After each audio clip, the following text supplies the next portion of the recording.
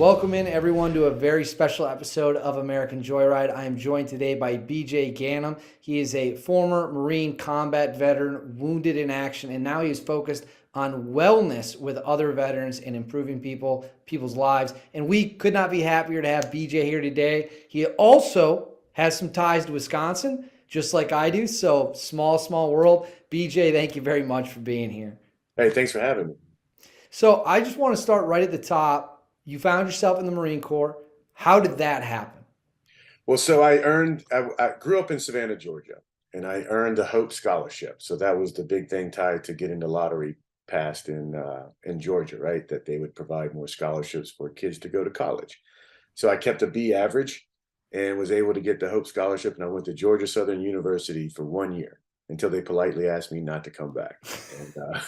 And I didn't feel like getting a job. Definitely didn't want to move home. I really just wanted to travel the world and fight. And the only people that were offering that was the United States Marine Corps. So I went to the recruiter, said I wanted to sign up. I wanted guaranteed infantry. But I wanted my 10 days leave after boot camp to coincide with St. Patrick's Day in Savannah. So I missed Christmas, New Year's, Super Bowl, all that stuff. So I could have my 10 days leave to be an idiot for St. Patrick's Day in Savannah, which if you haven't been, you need to go. And what year is this? Is this pre or post 9/11? Yeah, it's pre 9. This is 96. So Oh, I graduated high school in 95 and then tried 1 year of college and see how it worked without going to class. And that didn't work out too well. And so 96, December of 96, I stepped on the yellow footprints in Paris Island. And that was all the planning I did. I remember being on the bus heading to Camp Lejeune for a School of Infantry, thinking like, now what? Like I only planned the St. Patrick's Day. And then it was just like, oh, this is 4 years. But it was one of the best decisions I ever made. so how did you then? You're wounded. Correct me if I'm wrong. In 2004, is that Hmm. right? Yeah. How so? From 96 to 2004, did you get cycled out into the reserves and you get brought back, or were you active duty that whole time? So I was active duty until 2000. I mean, after this was during the Clinton administration, literally, and I was in an infantry unit. We're running around the woods yelling bang, bang at each other. We didn't have any, you know, everybody was drawing down the military. Everybody thought all that stuff was over. So in 2000, I opted to get out, but I stayed in the ready reserves because obviously I didn't have a job lined up. I was going to take that 3 months of terminal leave, saved up all my leave to find a job. But, you know, I liked being an infantry Marine. I just didn't like all the bullshit came with. What I didn't like about active duty was all the hurry up and wait, all the dog and pony shows. Like, it's there's a lot of waste of time in active duty, right? And so I didn't like that aspect. I wanted to have more training opportunities. And quite honestly, in the ready reserves, training was abundant. Like you could do all kinds of stuff. A bunch of the guys went to Unitas, which we were able to go down on deployment down in the South America. I was just having a second child, so I didn't participate.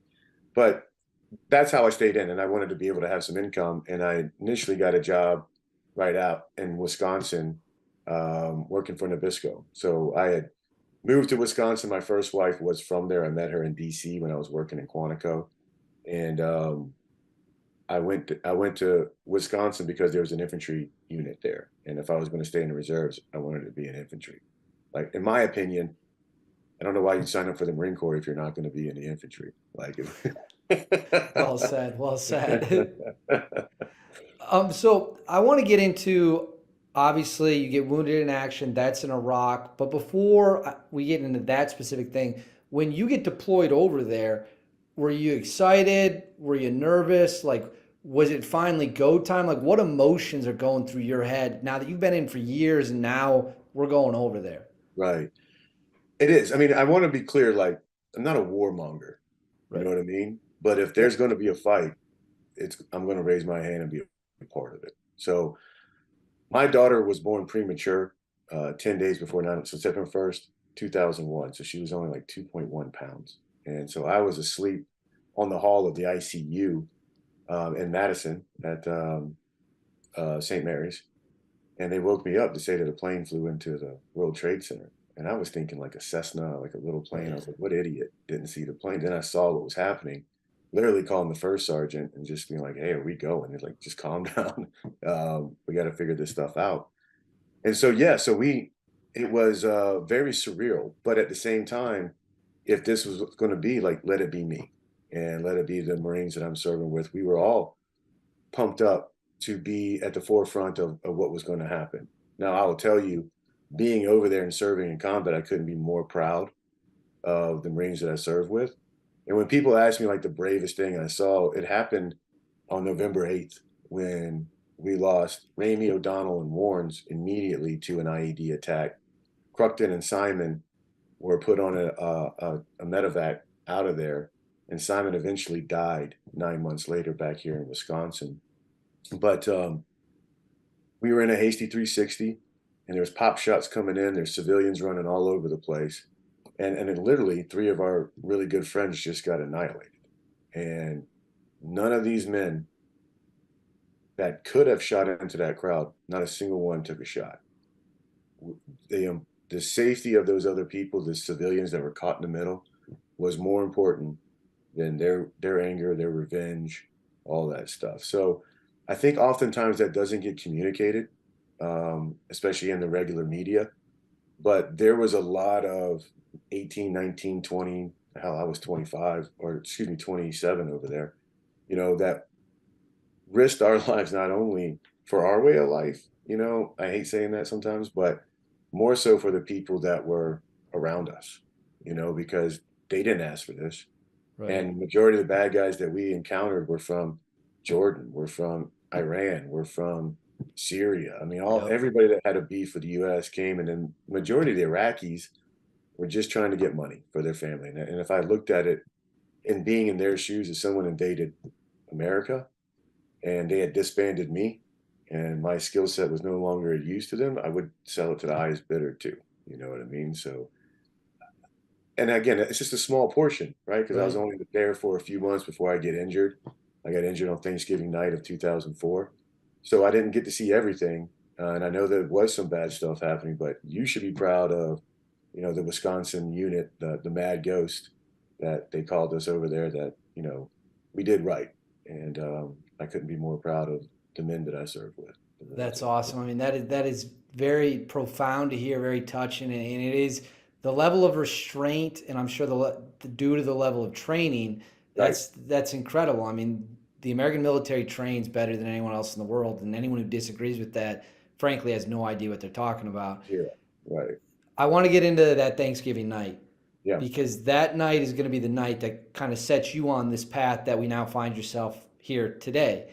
Right. Um, what happens? Walk us through the injury, So in the how you got wounded. reserves, yeah, in the reserves, as you can imagine, a lot of times we're filling other billets. So I was just an E5 sergeant, right? Nothing special, just a basic Marine infantryman, no special ops or any of that kind of stuff, right?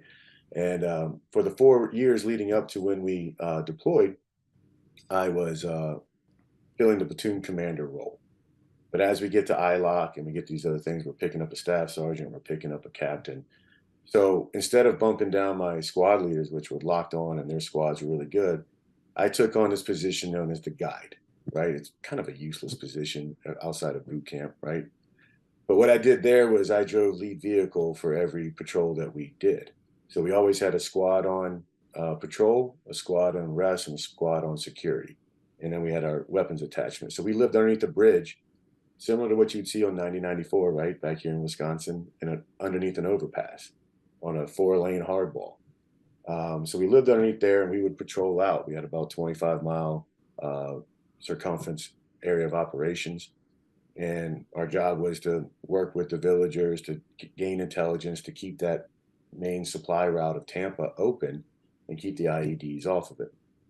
So I went on every single patrol, drove lead vehicle so that we always knew where we had been. So we didn't set patterns, right? So it's a desert. They can see you from far away. We're all wearing camouflage, like, there's no hiding. Right. So you have to stay smarter than your enemy, maintaining good dispersions. I mean, I think went through 13 IEDs, I think is what we counted before the last one got me. And most of that was due to good tactics, right? Understanding the battlefield. So that night, we had just gotten, we dropped off some prisoners down at St. Mike's for interrogation.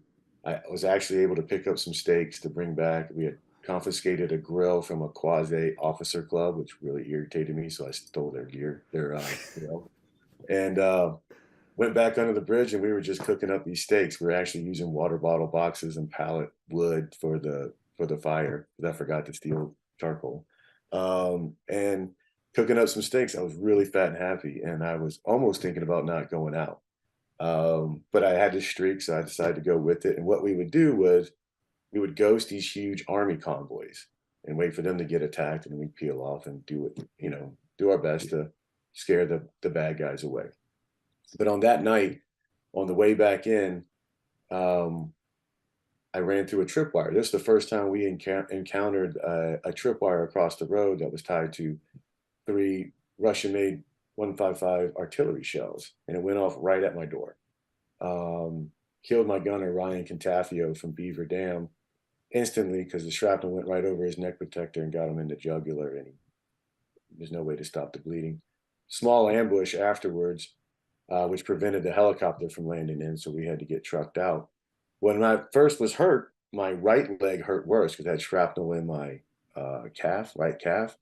And as I stepped out, that's when I realized how bad my left foot was, and that the boot was just spread open and just really, really injured badly.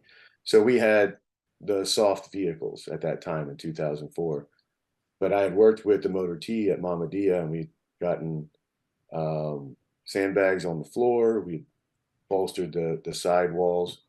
And I was waiting on one little piece to get cut of metal to put into this one, and that's where most of the shrapnel came in. The other one, I caught a lot of glass on the left side of my face, including 3 shards in my left eye. But I was wearing contacts, even though they told DOD says you're not supposed to wear contacts. I wasn't going to wear the birth control glasses, so I just brought a lot of contacts with me. And it was the contact, the doctor said, that actually saved my eye from bursting. It was just enough resistance there. But so the side mirror sent all that glass in because we only had those half steel doors on. So it was surreal. I remember being in the Black Hawk helicopter once, they did the initial stabilization at Mamadia, and they flew me to Baghdad in a helicopter. And I remember just looking out at the rotors, and it was a clear night, bright moon. I mean, I don't know, were you in Iraq? No, no, no, no, no. I was never in the military. Oh, I thought for some reason I thought I read that you were a Marine too. But No, no, no, oh, no. okay, Let my me let bad. me squash that. I absolutely Yeah. was not. Okay.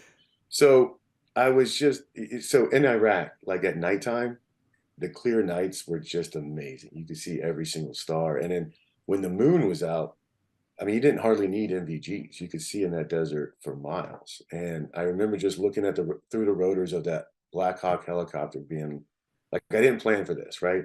I planned to go over there and, maybe get killed or maybe come home and then go again, right? But you never plan for the in between. And that was the hardest thing. It wasn't so much losing the leg didn't bother me as much as the fact that I only have a half a combat deployment. And that's still what ate me. That's what ate me in the beginning was not being there, not finishing the deployment, and to this day, that's what drives my PTSD. If we're going to give it a name, right, is that's what fuels me. And I think that's what eventually led me down the path to veteran advocacy was if I couldn't finish that deployment, I'm going to do something else to help me feel like I can put the pack down. Well, let me ask you this. When you get wounded and you're on this road to your own recovery, what's the biggest challenge you face outside of what you just said, dealing with the feeling of emptiness in a sense because you didn't finish the deployment? What was the biggest challenge you faced? And then what was something you learned about yourself in that process that you didn't previously know? The biggest challenge was coming home, um, understanding what it takes to have a free and independent society, right? I mean, the opportunity to have self-determination in this country is unlike any other country that I've ever been to, right? And when you see what happens with sheer tyranny, and then you come back to this country and you just see how we're acting on both sides, all the sides, just how we're taking this immense gift of freedom of the ability for us to do what we want with our lives, right? And see how we're not maximizing that, how we're not taking that seriously, causes this anger, causes this anxiety, right? And trying to figure out a healthy way to say to your fellow countrymen, like, guys, we're better than this, right? And especially now, when you see the amount of rhetoric of civil war, and you see what happens in our cities, like Madison was on fire during 2020. We were part of keeping that down. What they did at the Capitol, it's all garbage. Like, you don't want to go down that route. I mean, you Right. can look back in history at times when Iraq was a thriving society, and look at where they're at now. And they've been fighting and fighting and fighting. It doesn't lead anywhere. Same with Iran. So that was a big thing. What I learned was the only person holding me back is me through that disability. I mean, through going through a ton of surgeries, right? Bunch of washouts to get the trash out of you that's in Iraq. It's a very dirty place. And getting the amputation right, and fighting through. We call the below the knee amputation, which I have, the paper cut, right? Because of all the amputations, it's probably the easiest one to overcome, but it's still hard to overcome, right? You don't even realize how much your toes and your ankles play into your everyday life and keeping your back and core healthy and all that stuff. So really just learning about there's no easy button on anything, right? But at the end of the day, each one of us are more capable than we know. And that was what I learned. And that's when it just started to be, I don't need permission for any of this stuff. I'm just going to do it. Try to stop me if you can. I love that attitude. I hope if there's a teenager watching this right now, they're listening to that attitude, because that's a great one. And let's roll with that attitude into what you're doing now, which Right. I think is very, very important and very impactful. Sierra Delta, you can see it on BJ's shirt right there in the video. What is it? Why are you involved with it? And what are the goals of it?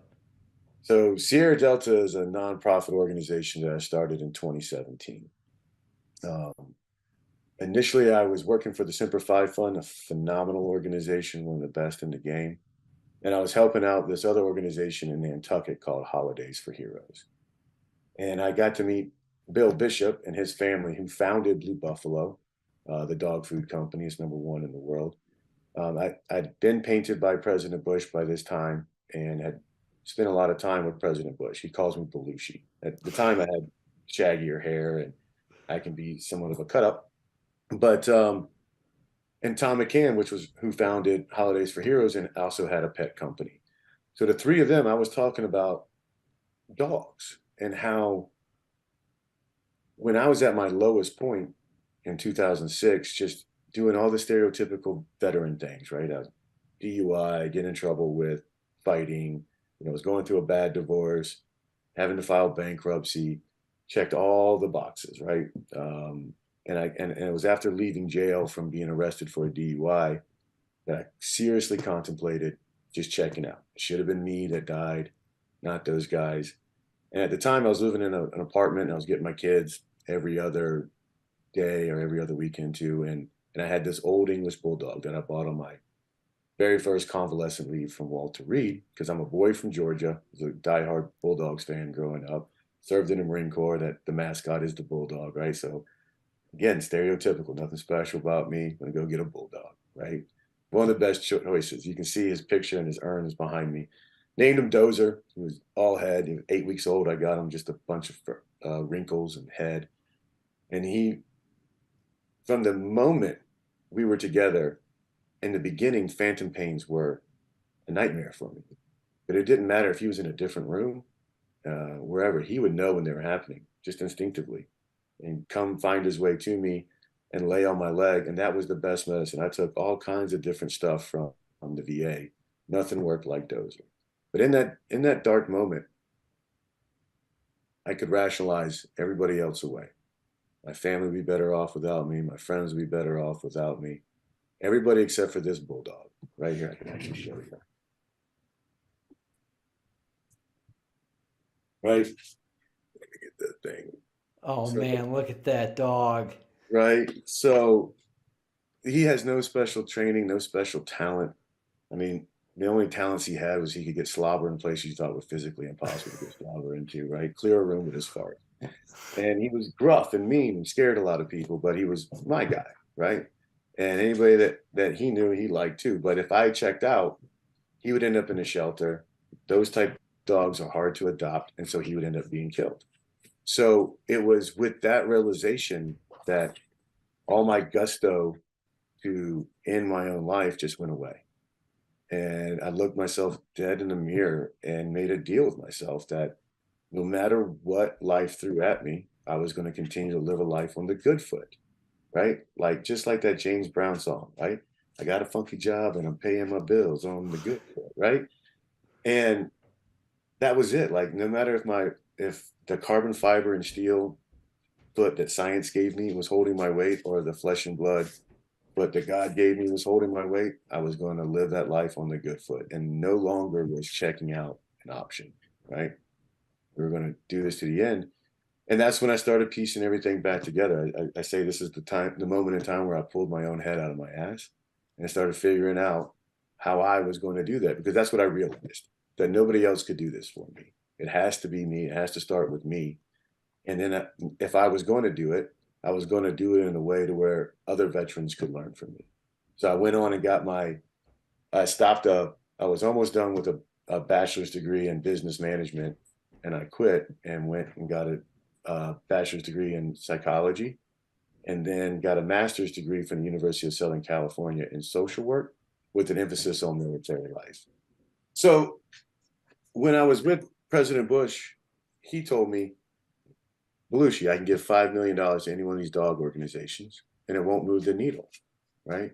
Tom McCann and Bill Bishop kept asking me, like, what can we do to help more veterans get dogs? We know it works, right? We see these veterans with service dogs. What can we do? So they put me on this path to try to figure it out. So I just started researching. I started visiting all these service dog organizations, talking to a bunch of vets, which I've already done. I was holding all kinds of sessions with Simplify Fund, and I was on the national campaign team of Wounded Warrior Project, working to figure out what this is. And the most common story I kept hearing from all vets was ones like mine. That there was a dog somewhere along the way that made a difference, that they were able to link up with and form a team with, similar to what we had in the military. And that's when I started thinking, like, we're doing this all wrong. The average cost for a service dog for a veteran they're reporting is $35,000. And I'm like, why? Because what we miss, what drives our PTSD is not, oh, something bad happened to us, right? Like, it's more so we miss that purpose. We miss that team. We miss the challenge. That's what's wrong with America right now. We don't challenge ourselves anymore. Like anything worth having, you need to go through suffering to get, right? But you need to understand the pathway to get there. It's like working out. It's like trying to make the football team, right? Right. You don't just get to walk on to Wisconsin because you want to play football, Yeah. right? You got to put the work in. And so I came up with the Life Buddy concept, which was simply just saying, why are we trying to breed dogs, train them for 2 years to give them to a veteran? That's not what they need. Why don't we let them get whatever dog they want and let's meet them with training that is to their individual needs and lifestyle and then reward them for what they do, reward them for getting better. Just simple things, little high fives, or here, Oakley has a good military program. Here, we'll get you some Oakley sunglasses if you walk your dog 20 out of the 30 days and post about it, right? Getting them active, getting them out there and understanding that the sacrifice we made is worth it, Right. right? Like, there's no reason I don't really care who's in office. I don't really care what laws they pass. I could give two craps at the local, the state, or the federal level. I could care less. Don't care. What I care about is what we do at the community level. Right. And all of our problems can be solved with self-determination, not legislation. We're not going to be able to legislate our way out of these problems. What's going to help is that we got to meet each other where we're at and form communities again. And that's what Sierra Delta is about. And that's why The Life Buddy program focuses on the relationship between the human and the dog, right? No matter what level you need, it doesn't matter to me. You tell us, and then as long as you do what you're supposed to do and you're getting a little bit better every day, we're giving you virtual high fives. We're giving you opportunities to go do some good things because you're getting better. And then the Life Force program focuses on the service component. Like just because we took our uniform off doesn't mean that we can't serve. And just because you never joined the military branch of service doesn't mean that you can't serve your country in other ways. Let's come together. Let's build a bridge between the veteran community and the civilian community. And let's make our country better by focusing on our communities, right? Right here where you're at, right? We Right. don't have to have these big national laws or whatever. Like I have yet to see, and I've worked in the government for a couple of years and left because it was a nightmare. I've yet to see a governmental social program that produced any really good outcomes at a scalable level. They don't, and that's the big problem. Nobody wants to be a part of a government program. Why would you want to? Right. Right? They're disasters waiting to happen. Let me, when it comes to the dogs, the people getting in the program, like you're like little progress, little steps forward. How quickly do you see people when they come in, they bring their dog? How long does it take before you can see noticeable progress with the average participant? Weeks, weeks. I mean, literally, the most common theme we hear from veterans is that I knew you're going to train my dog. I didn't know you're going to train me, but I like it. You know, Nice. it's just validation, right? Everybody in this country has angst, has anxiety. I say all the time, like, if you don't have PTSD in this world right now, it's because you weren't paying attention, right? These last 4 years have been unlike anything I've ever seen in the 46 years I've been alive. And I'm sure it's replicated in history, and that's great. But what we have to figure out is a way to how we're going to get past it now, you know? How it was done in history, yeah, we can learn from it, but we've got new technology at our fingertips that we've never had before. And that's why we focus on a digital platform, but we're partnering with like VFW and American Legion to utilize between just those two groups, they have 18,001 underutilized clubhouses across the United States. Guess what that is? That's a safe and adequate place for group training with dogs, right? That's a way to bring civilians and veterans together and forge new ways of building that bridge, of attaining wellness from things that we can readily access, like a dog, right? Depending on which survey you look at, it's anywhere from 56 to 62% of American households already have a dog in it, Right. right? We're a very So pro dog country. very pro dog country, right? So we don't need a law, especially one if we can't talk about disabilities, why are disabilities even in whether or not you have a dog that can go in public? It should just be strictly focused on the training.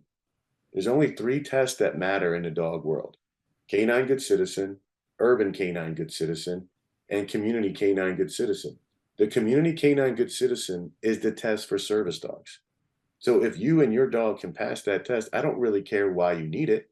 I know that you can maneuver in public without your dog being a nuisance, right? Because that's what it comes down to.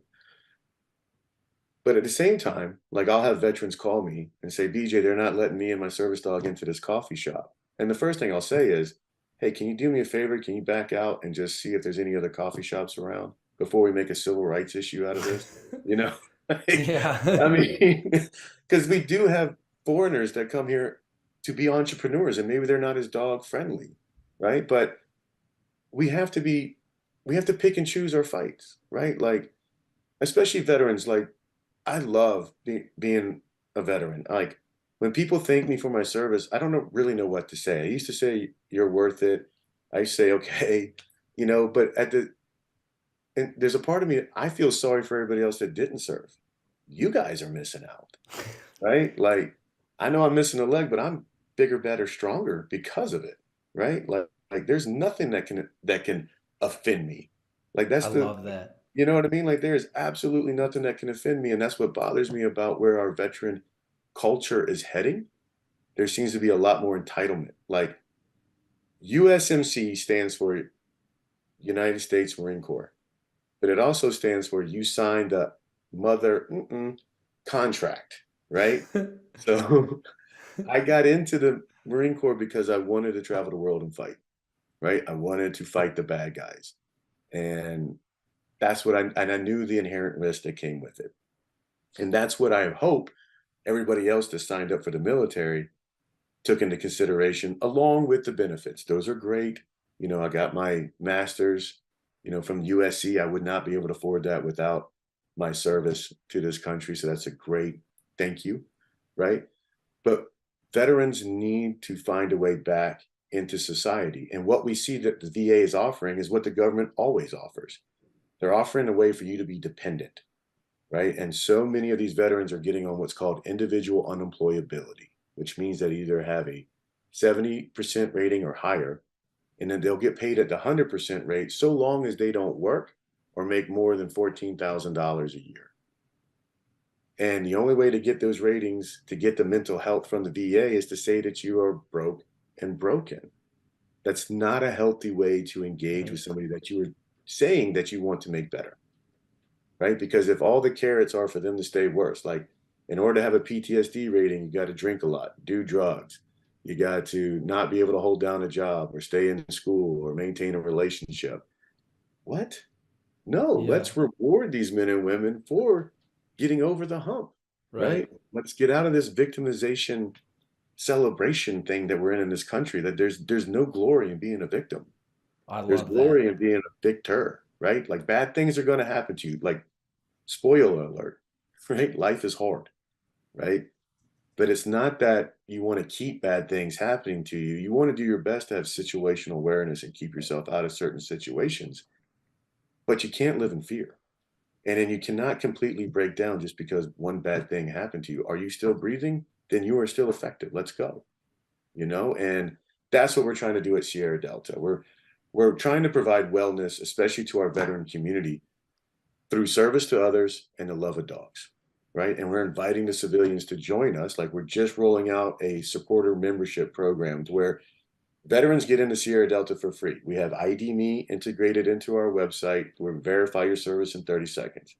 We're not an organization that says you had to be in combat or that you had to serve overseas or that you only post 9/11, right? That's the thing that drives me crazy. You have so many of these organizations that pick and choose which veterans they want to work with. Why? Like, either it's a thank you for your service, or what are we doing? Like the post 9/11 only nonprofits really have my head scratched, because when I look back to my heroes, I was born in 76. So uh, the Vietnam era veterans were a big part of my childhood, right? The Yeah. Rambo and all these other movies. And you saw, like, no wars are popular, right? Like, we didn't want to go into World War II either. Like, we got dragged into that war kicking and screaming, right? But we do what our country asked us to do. Like, I didn't say we had to go to Iraq or Afghanistan. Y'all did, you know? and I did it. And so did the Vietnam era veterans, right? Or Especially Black when things Hawk, get Black around. Hawk Down guys. Right. Yeah. I mean, we're put in place where our representatives, and I don't care which side of the fence you're on, they all control the purses and money. War makes them money, right? So I'm not a conspiracy theorist, but I am a realist, right? Like, there is nothing there is no perfect scenario, right? We have to deal with what we have. And so I, I just wanted to get rid of all the BS, and let's just truly try to set up a sustainable and reasonable way to help these veterans attain wellness within their own lives, right? And oh, by the way, in this country, we kill 800,000 healthy, trainable, and adoptable dogs every year.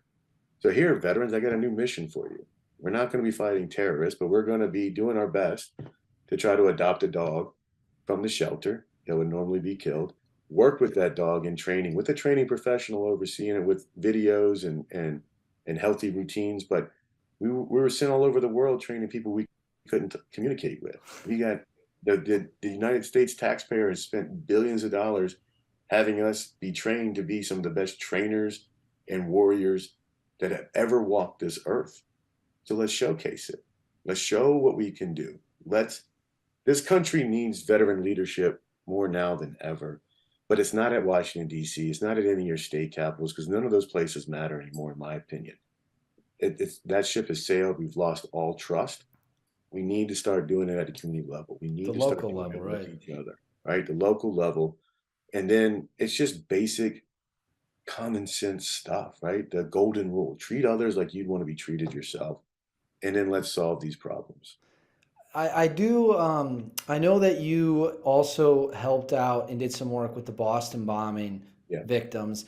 And that to me is very fascinating because that was an attack on just a civilian event, right, random people running a marathon, just getting some exercise. Very different from war, where right. things might spill over. So give the audience can kind of compare and contrast that. What's that like when now we're dealing with victims of a terrorist attack in downtown Boston compared to guys who are wounded or maybe suffering mentally from war overseas? Right. I mean, I remember exactly where I was when that happened. I was in New York for the Semper Fi Fund speaking at an event. And I remember seeing it on my hotel room TV and just being like, no, no, no, no, no. We all went overseas. If someone's got beef with us, you go fight us overseas. You don't bring it into our neighborhoods, right? And so I called Karen Gunther, the founder and CEO of Semper Fi Fund, and actually a couple other vets had done the same thing. And we were like, we need to get there. We don't know what we're going to do, but we need to get there and let them know that they're going to be okay. And so we landed 3 days after the bombs went off, and we went to Boston Mass General. We went to uh, Beth Israel, all the hospitals. They were spread out all over the place. And I remember thinking as we were getting in we had this van that we rented, like, oh crap, we're not talking to military people. We got to get ready for a lot of, you know, just panic, right? Just thinking there was going to be mass panic, and it wasn't. I mean, the people that I met that were injured, the doctors and the nurses, the amount of grit and tenacity and just sheer compassion, sheer ability to just improvise, adapt, and overcome was just, I mean, talk about filling my cup up with just what makes America so good. I love it. It was just being there. And then we've maintained these great relationships since there. And again, like, we didn't do anything. They did it all themselves. I mean, but the stark contrast was, the insurance companies, if they wanted a water leg or a running leg, or like Heather Abbott, one of her first questions to me was, will I be able to wear high heels? Because she had an amputation below her knee. And I was like, ma'am, I've done a lot in my prosthetic, but I have never wore high heels. So I don't know the answer to that question. But she does. She has, and she rocks those things. But the insurance company looked at all those other legs as luxury items and would not cover it. And I was just blown away at how little our insurance does for people in actual need. Like, even Boston bombing, like, how are you going to say no when you're build huge buildings all over the country, sponsoring every sport event out there, and you're going to tell these people that were injured by terrorists Right. that their desire to live a good life is a luxury? It seems No. ridiculous. And Absolutely so ridiculous. most of them have started their own foundations to help other people. And that's one of the things that I want veterans to realize is that, um, you know, trust me, you do not want socialized medicine. Okay. Like, I get the majority of my healthcare from the VA, and I had to get a master's in social work from the University of Southern California to understand how to maneuver it, right? How to actually get it to work for me. But at the same time, we've got to have some sort of common sense when it comes to delivering these type services. I think there's a good hybrid that we can do. And I think if you take the VA's model, because we really don't need the VA and the DoD. I mean, I really think the DoD should own veterans from the moment we raise our right hand until we die. Like, why are they allowed to just move us over to the VA after service when they have 4 times the amount of budget? And maybe if they had to take care of us, they wouldn't be as reckless in putting us in all these different places. You know what I mean? And then you can take the VA system and make it your domestic health care, where people could sign up for a job in medical field, which we're going to need, right? And get deployed in the continental United States wherever we need you for those things for 8 years, and then move on if you want to. But that way we get choice, but we also have a good baseline. I don't know. I mean, these things seem simple to me, like the dog issue. Like, Right. why are we have 5-year wait list, and some of these organizations are saying it costs $65,000 per dog? And if you add up all of these organizations that say they're helping veterans with dog, it only equals about 1,000 dogs a year. There's 150,000 vets that are estimated to need a medical assistance service dog. that means we're on pace to solve that problem in 150 years. That's ridiculous. Yeah. This is America, right? Like this should work so much easier. And this is what we're trying to do at Sierra Delta. We're reorganizing the infrastructure that already exists so that it benefits the veterans. So they come to one place and then they can access the full spectrum of dogs and then provide reasonable and sustainable support on that, but also ask them to utilize their skills in that to help reduce the cost and raise the positive outcomes that we see, right? Because nobody wants to be a charity case. Right. No, it's not in human nature to want to be a charity case. I mean, there's dignity in advancement, there's Right. dignity in progress, right? Now, you did tell me something that I got to bring up, especially with this Badgers football helmet right over That's my right. shoulder, that Barry Alvarez, the former Badgers coach and AD, legendary figure in the state, he wrote you a letter when you were recovering from being wounded in action. Yeah. Tell the audience a little bit about what that was all about. I mean, it's just amazing. I mean, first and foremost, you know, everybody in this country, I can't thank them enough for just how they welcomed us back, right? There's always a part of me that wished I could take some of that and just give it to the Vietnam era vets and everybody else. But somebody knew Barry Alvarez and knew me, and they briefly told them what had happened, and I was back home in Reedsburg, and he actually took the time to write me a nice little card and saying that he was rooting for me and all that stuff, and it meant a lot, because he's a huge figure. I mean, you remember Yeah. what Wisconsin football was like before he came, It right? was terrible. It was as bad as Terrible, it got. bad as it got, and he's gone over and above too. He's worked with a lot of other veteran organizations. I was able to get down on the field when I was up and walking, and just really great guy. It's a great program. My daughter graduates there from there this April. I couldn't be more proud. She made the dean's list last year. My son has graduated from UW Lacrosse, but I mean Barry's just. I mean he's everything you would hope he would be. There's some of these public figures that once you meet them behind the curtain, they can be somewhat shady or whatnot, or not Yeah, who that's very who true. they who they present themselves to be. He's not that way from what little that I had with them, right? And just again, it means a lot when someone takes the time. It's like George W. Bush. You know, I first met him in the hospital in 2004, and he spent a lot of time with me and stayed in touch. And he stayed in touch with a lot of us. He has the Team 43, and he takes that responsibility seriously. So as much as like I can rail about how I don't like politicians, I know that there's a handful of them that are really good people. And in my opinion, George W. Bush is one of those. I love that. And I'm a huge Badger fan. There's a lot of Badger fans watching this. I remember growing up watching Barry Alvarez, and then obviously, Brett Bielema came after that and all that stuff. But when you told me that, I thought that was one of the coolest things Yeah, imaginable. And it should make Wisconsin fans feel proud to know that absolutely. Alvarez took that time. Speaking of football, I know you do a little flag football. Is that correct? Right. That's right. Okay. So yeah. I got to know what's that about? So Chris Visser actually he's a longtime sports producer, and his sister is Leslie Visser, the first female in the NFL Hall of Fame, the legendary sideline reporter. Back in 2012, I think it was, he reached out to me that he was doing this flag football event pitting wounded warrior amputated veterans against NFL legends. And was I interested? I was like, heck yeah. Like, I played high school football. It was nothing great, but it was, one of the highlights, of my life. Like everybody loves football, right? Right. And so it just kind of grew. We did it for 10 years. We played before Super Bowls. I was a guest on Letterman because of it back in, I believe it was 2013 or 2014. And that was awesome to be I went on right after Louis C.K. and was sitting in the chair and interviewing with Letterman. It was awesome. And we've continued to do it. And this year we didn't do it for the first time because we're actually moving to have it on national TV. We're going to be calling it the Veterans Bowl.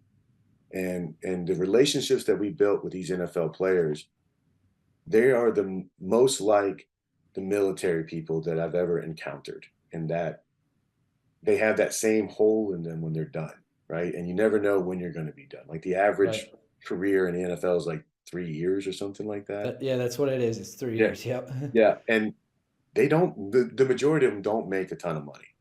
And I think what a lot of people don't realize is how much those individual players have to pay the club for their food, for their medical, for all that other stuff. So we were seeing a lot of these similar type injuries, especially when we're talking about head injuries, we're talking about anxiety, we're talking about disassociation from who you were.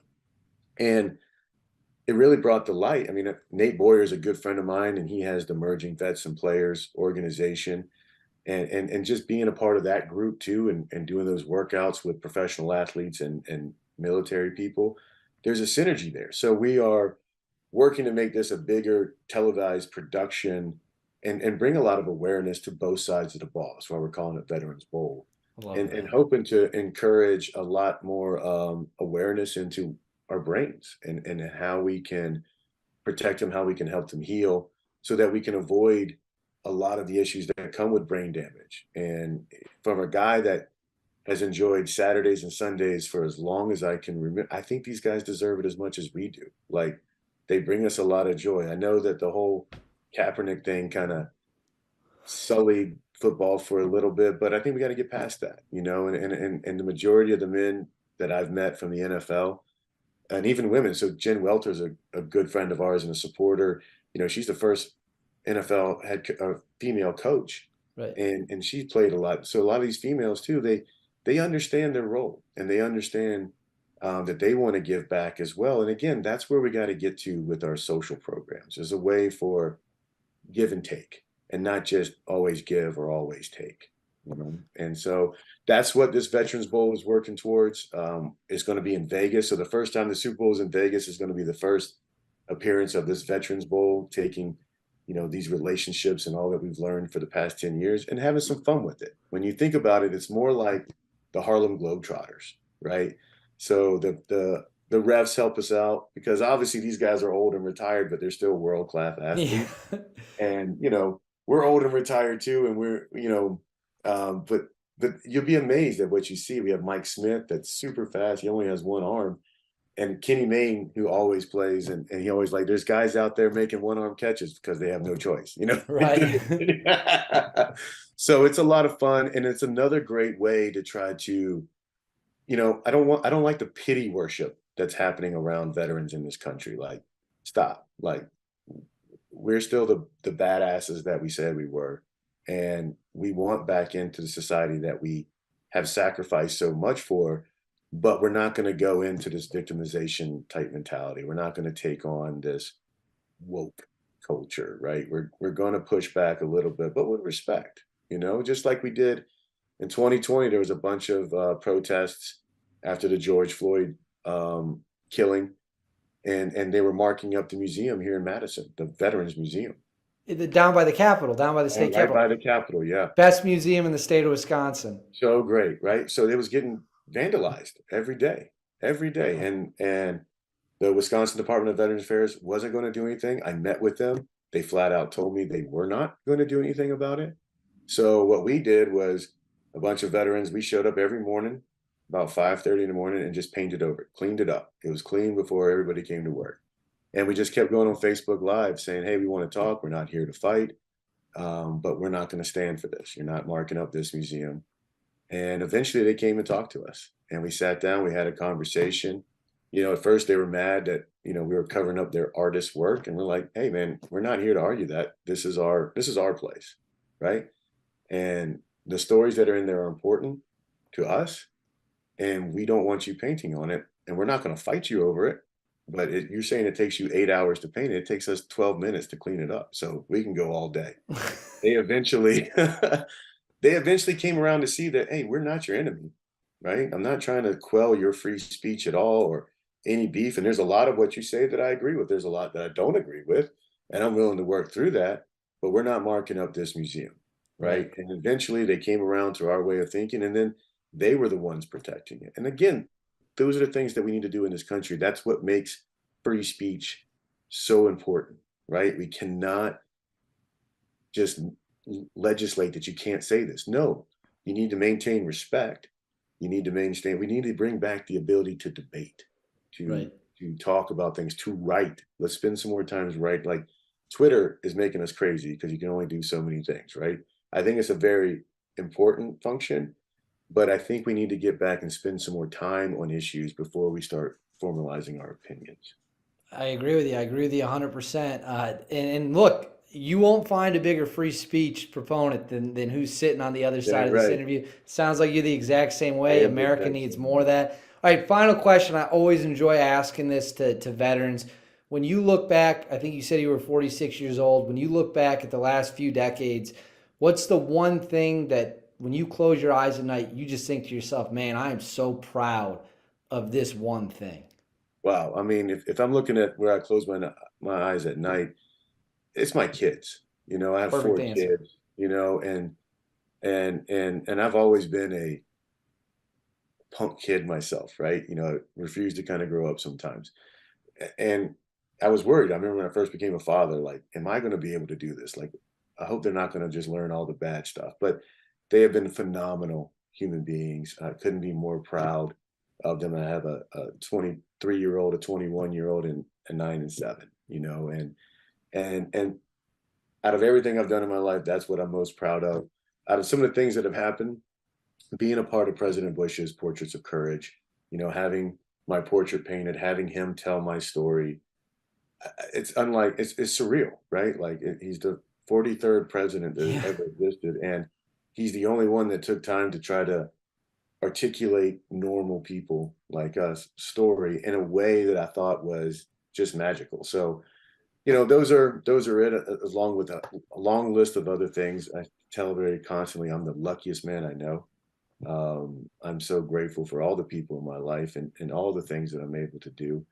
And I wouldn't be able to do it without great people like yourself, lending a hand and giving me platforms and allowing me to talk too much sometimes and and just be Well, out there living a life on a good foot. Well, BJ, I got to tell you, this was an awesome interview. I'm thinking maybe before this Veterans Bowl next year, we circle this back and you can do a little preview of what's going to go down in Absolutely. Vegas. Yeah.